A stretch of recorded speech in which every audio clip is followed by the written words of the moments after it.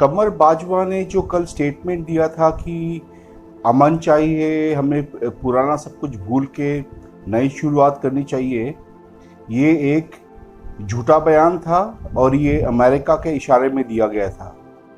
क्यों दिया गया था मैं ये आपको ये वीडियो के अंत में बताऊंगा। ये एक इंसान है जिसका नाम है जॉर्ज सोरोस। ये पूरा डेमोक्रेटिक पार्टी को चलाता है और ये जॉर्ज सोरोस का एक बहुत बड़ा गैंग है जिसको बोलते हैं बिल्डर्सबर्ग ग्रुप। तो अगर आपको ये इसका बारे में समझना है, ये बिल्डर्सबर्ग ग्रुप में 150 मेंबर है जो कि पूरे पृथ्वी का 80% जितने भी बड़े बड़े कंपनीज है सबको इन लोग ओन करते हैं, पूरे पृथ्वी का ये ग्रुप चलाते हैं। और यही बिल्डर्सबर्ग ग्रुप डेमोक्रेटिक पार्टी को चलाती है। और जो डेमोक्रेटिक पार्टी, जो अमेरिका का जो डेमोक्रेटिक पार्टी है, उनका नियम है कि वो राष्ट्रवादी नेता को पसंद नहीं करते क्योंकि वो अपने देश के बारे में सोचते हैं, उनको चाहिए कठपुतली। तो ये जो बयान दिया गया है ये मोदी के ऊपर तर्ज काटने के लिए दिया गया है, कश्मीर का इशू को उछालने के लिए जो पाकिस्तान चाहता है। तो पहले आप शाहिद मसूद और जो उनके जो पाकिस्तान के नेशनल सिक्योरिटी एडवाइजर है मोयूद यूसुफ, इन दोनों की बातें सुनिए तो आपको पता चल जाएगा। उसके बाद में इसकी समीक्षा करता हूं। Far from being reversed, made further headway. The biggest and most frightening setback occurred in India, where the democratically elected Narendra Modi created a Hindu nationalist state, imposing punitive measures on Kashmir, a semi-autonomous Muslim region, and threatening to deprive millions of Muslims of their citizenship. Global times ने, global times चूंकि उनका एक तरह से बयान करता है, उनका ऑफिशियल जो भी उनका वर्जन होता है, उन्होंने अजीब सी बात की है, बड़ी इंटरेस्टिंग बात है। मुझे ऐसा लगता है मोदी को थोड़ा सा उन्होंने ऐसे करके वो इंडिया को कहते हैं ना वो एक स्टिक, उन्होंने कहा है कि इकोनॉमिक डेवलपमेंट, ये बड़ी इंटरेस्टिंग बात है चाइना की तरफ से कि इकोनॉमिक डेवलपमेंट नॉट डेमोक्रेसी की टू इंडियाज राइज। यानी अगर हमसे ताल्लुकात अच्छे रखोगे तो ये तो ध्यान में रखना कि वो उधर से आ रहे हैं इंसानी हकूक वगैरह बात करने। हमारे नजदीक कोई जमहूरियत वगैरह खास इशू नहीं होता चाइना में, लेकिन हमारे नजदीक जो है ना तरक्की होती है। मतलब अगर इस तरफ थोड़ा सा देखो, हमारे एक मतलब मईशत अच्छी होनी चाहिए, पर हमको तुम्हारी सियासत में इंसानी हकूक इधर उधर बात तो अच्छा दिलचस्पी नहीं। अच्छा अब ये मेरे लिए बड़ी अजीब सी बात, क्योंकि चाइना देखे ना, चाइना का एक अपना सिस्टम है इंसानी हकूक के हवाले से, जो भी उनका पोलिटिकल सिस्टम है वो उन्होंने कहा माशी तौर पर तरक्की करो, जमहूरियत जो है वो तुम्हारी खास लगाव। अच्छा अब ये अचानक इसको बैठ के वहां पर इंडिया में इसको रीड किया जा रहा है कि ये बात क्यों की है। यानी एक तरह से ना आराम से वो तो आ रहे हैं ना तुम्हारे पास, कुछ सेक्रेटरी डिफेंस आ रहे हैं, वो बात करेंगे चाहे S-400 ही खरीदना, अच्छा कश्मीर के अंदर, अच्छा ये 370 ह्यूमन राइट्स की बात करेंगे आजादी इज़हार राय, ये बात करेंगे, लेकिन तुम्हारी तरक्की का राज इंडिया के अंदर एक तरह से चारा भी फेंक दिया। तो अब इंडिया के अंदर सेक्रेटरी ऑस्टिन क्या करते हैं कश्मीर के हवाले से, और देखिए इंडिया को इस बात का दुख है, इंडिया में दुख है इस बात का कि अफगानिस्तान से इंडिया को आउट किया गया, ठीक है, और उनसे कहा गया है कि आप चाइना की तरफ देखें।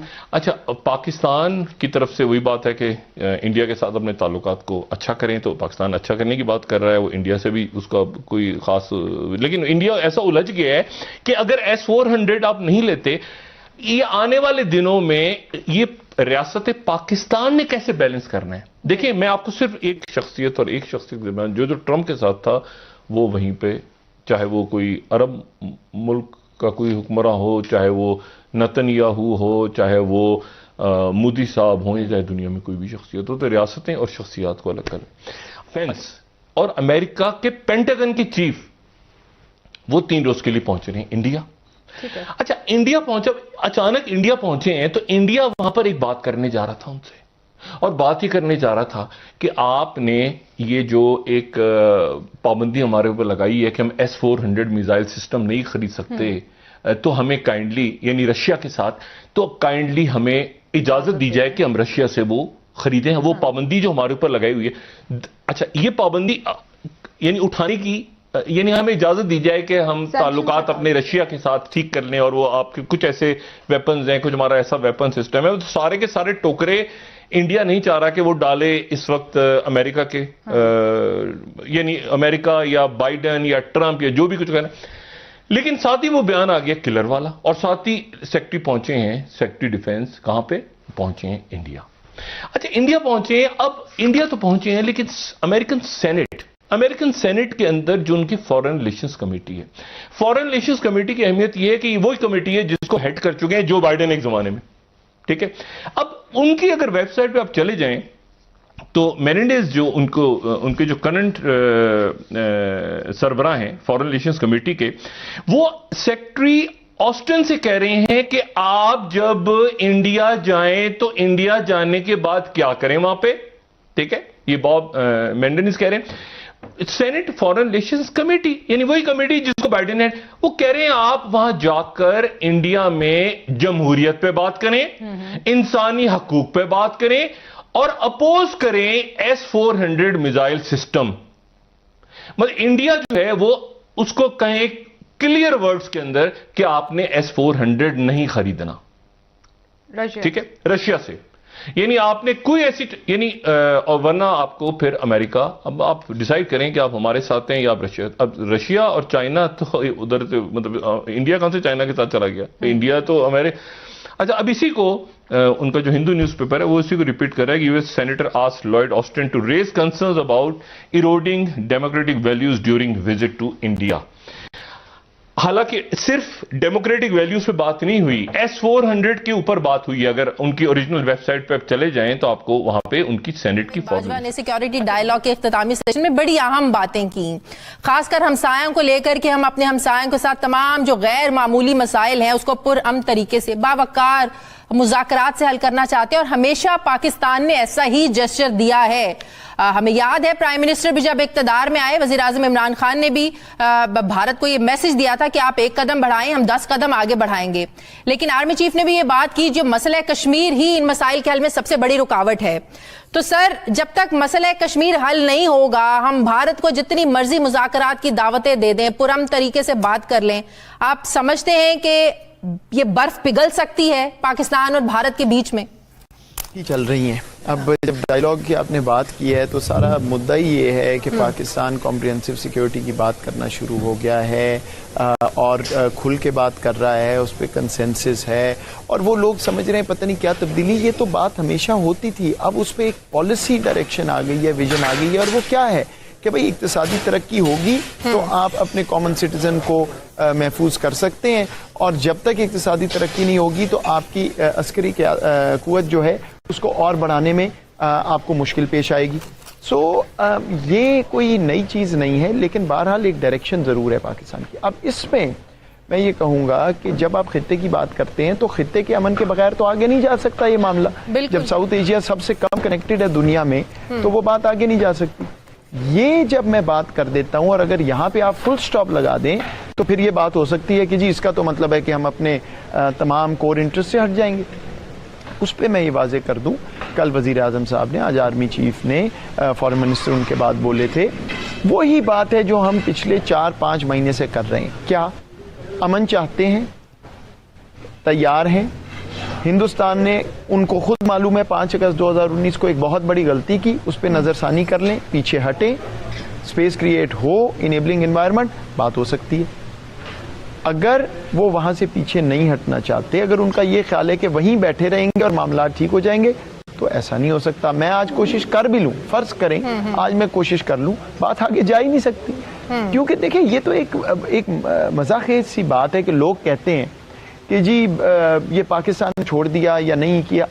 पाकिस्तान तो बार बार ये बात कर रहा है कि जब तक राइट ऑफ सेल्फ डिटर्मिनेशन नहीं मिलेगा आगे बात नहीं चल सकती। दुनिया से हमारी क्या एक्सपेक्टेशंस हैं, अब हैं भी या नहीं है दुनिया से हमारी एक्सपेक्टेशंस? हम हमेशा अक़वाम मुत्तहिदा के चार्टर के मुताबिक इस हल की बात करते हैं क्या दुनिया इसमें अपना कोई रोल प्ले नहीं कर सकती है? हमेशा भारत ये बात करता है हमारा इंटरनल मामला है, ये हमारा अंदरूनी मामला है, ये हमारा जाती मामला है, लेकिन जब दुनिया ने कश्मीर पर बात करना शुरू की उससे वाज़ेह हुआ कि भारत का इंटरनल मामला नहीं है। तो दुनिया के बीच में पड़े बगैर आप समझते हैं ये मसला हल हो सकता है? लेकिन अब पहली तो बात है, अगर दुनिया ने बात करना शुरू की तो हमें थोड़ा सा ये भी बात तस्लीम करनी चाहिए कि ये कोशिशें हुई, काविशें हैं हुकूमत की, सिस्टम की, जिसकी वजह से बात उठी है, को खुद से तो नहीं आ गई। उसमें कश्मीरी डायस्पोरा का बहुत रोल है, कश्मीरी खुद।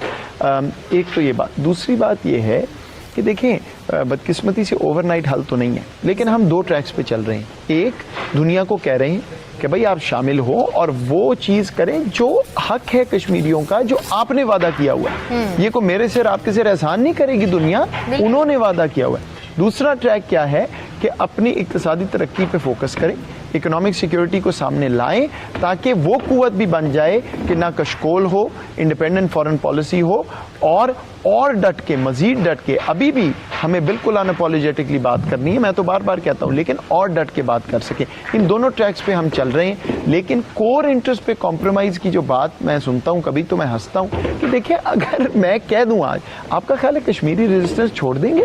वो जो 7 दहाइयों से सुन रहे, देख रहे हैं, उनका सोचें कि वो तो ऐसे खड़े हैं कि हिंदुस्तान की पूरी फौज उनके पीछे लगी हुई है, कुछ नहीं कर सकी। तो ये बातें छोड़ें।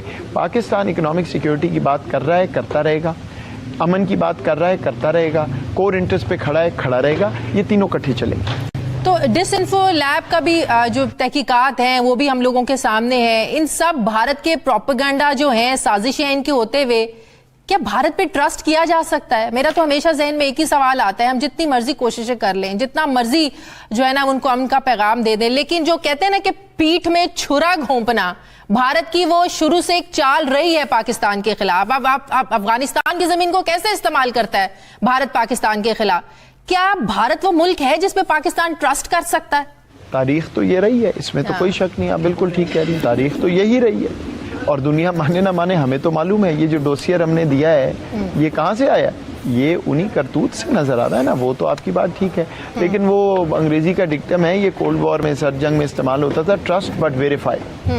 तो अगर ऐसे मैकेनिज्म्स वो बनाएंगे कि नजर आए कि वो सही चीज कर रहे हैं, वेरीफाइबल है, तो फिर बात आगे चल सकती है। लेकिन बेवकूफ तो हम भी नहीं है, तारीख तो हमें भी मालूम है, तो इसमें कोई घबराने की बात नहीं है। We are the confident player hair.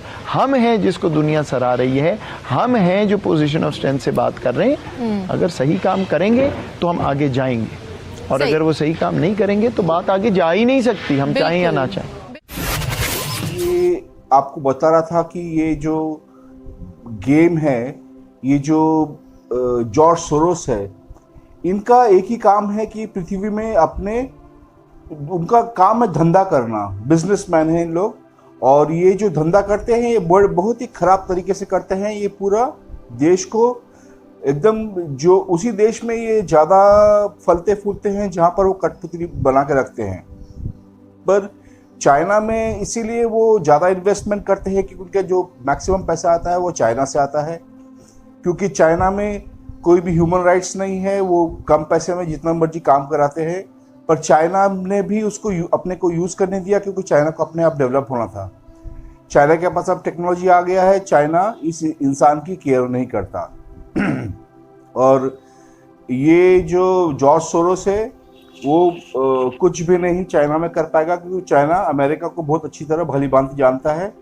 और मैक्सिमम देखिए, ये डेमोक्रेटिक पार्टी ही अमेरिका को चलाता है, और पूरे पृथ्वी में जितने भी युद्ध होते हैं ये डेमोक्रेटिक पार्टी ही इनको स्पॉन्सर करती है, क्योंकि जितने भी मिलिट्री एस्टैब्लिशमेंट है ये डेमोक्रेटिक पार्टी को और ये बिल्डर्सबर्ग ग्रुप के अंदर है। तो ये बहुत बड़ा एक गेम होने वाला है। पर मैं आपको एक बात बता दूं कि अभी जो हम सोच रहे हैं कि ये क्वाड होगा और भारत चाइना से लड़ेगा और इकोनॉमिक वॉर होगा, सारे इंडस्ट्री इंडिया में आएंगे, ये इतना आसानी से नहीं होने वाला है। क्योंकि अमेरिका को जब तक झटका नहीं लगेगा, अमेरिका कुछ नहीं कर क्योंकि अभी एक बहुत बड़ा खेल होने वाला है। देखिए आज ही जो टोनी ब्लिंकन है, जो आपके चाइनीज के फॉरेन मिनिस्टर के साथ अलास्का में मीट कर रहे हैं। अलास्का भी एक अमेरिका का भाग है, वो कनाडा के ऊपर है, तो वहाँ पर उनकी 2 दिन की मीटिंग है। उस मीटिंग में कुछ नहीं होने वाला है, पर वो मीटिंग जैसे ही ख़त्म होता है, चाइनीज़ के फॉरेन मिनिस्टर वापस चाइना आते हैं, तो रशिया के जो फॉरेन मिनिस्टर वो चाइनीज़ फॉरेन मिनिस्टर से मिलने जाएंगे। तो मेरे को जो लगता है पुतिन ने बहुत बड़ी गलती करी है भारत को, जो अफगान जो डायलॉग था उससे बाहर रखने के लिए। तो शायद पुतिन और ये जो शी जिनपिंग है, ये दोबारा मोदी से दोस्ती करने की कोशिश करेंगे और भारत के साथ शायद सुलह हो जाए, क्योंकि मोदी अगर अमेरिका के करीब जाता है तो ये मोदी को गिराने की कोशिश करेंगे। उनका एक ही डिमांड होगा कि कश्मीर के ऊपर ह्यूमन राइट्स के ऊपर बात करें। अगर मोदी नहीं मानता तो वो भारत में घुस के उल्टा सीधा बयानबाजी करके इंडिया के ऊपर वो सैंक्शंस लगाएंगे, जैसे S-400 के ऊपर बोला है। तो ये एक बहुत बड़ा खेल शुरू हो चुका है और सोरोस का है, जो उसने बोला था कि वो पुतिन, मोदी और ट्रंप को हटा के रहेगा क्योंकि वो नेशनलिस्ट लीडर्स थे। ट्रंप को उसने हटा दिया, पुतिन के पीछे लग गए हैं। आपको पता है जो बाइडन, ये इनका जो बाइडन पपेट है, जॉर्ज सोरोस का पपेट है। जॉर्ज सोरोस जो बोलेगा, Biden he is not a president. वो एक जैसे इमरान खान पाकिस्तान में आर्मी का टट्टू है, ये भी डेमोक्रेटिक पार्टी के टट्टू है। तो ये जो इन्होंने बयान दिया है पुतिन के बारे में, ये इन्हीं के कहने पर दिया है। तो आप सुनिए और उसके बाद आप कमेंट में लिखिए आप क्या सोचते हैं इस वीडियो के बारे में। मेरे चैनल में नए हैं तो प्लीज़ सब्सक्राइब करिए, क्योंकि इस तरह के वीडियोस लाने में मेरे को प्रोत्साहन मिलेगा अगर आप सब्सक्राइब करते हैं। धन्यवाद।